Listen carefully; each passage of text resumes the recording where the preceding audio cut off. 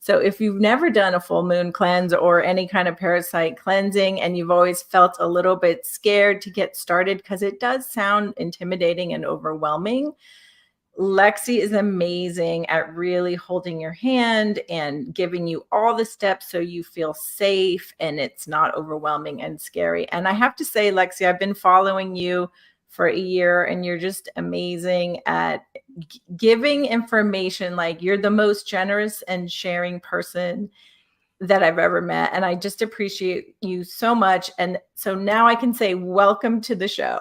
Thank you, Cherie. Oh, you're so sweet. Blessings. And thank you guys for having me on.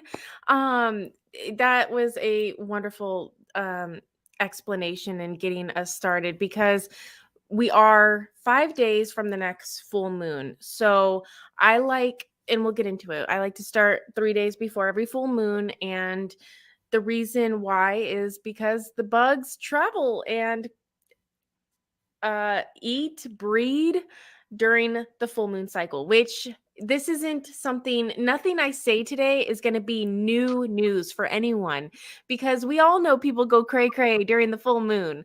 We know it's already proven fact. If you have anyone who's ever worked in an emergency room, that the full moons are crazy, like just the weirdest stuff. People are like their peaked emotions and all of this stuff. And there is a very scientific reason why. And the reason is that these parasites are being released from their homes, which is called a biofilm, which looks like a bike inner tube tire in your intestines, and they release into freely roaming your intestines. So they do this usually on the full moon, and a couple different species do it 2 weeks later on the new moon.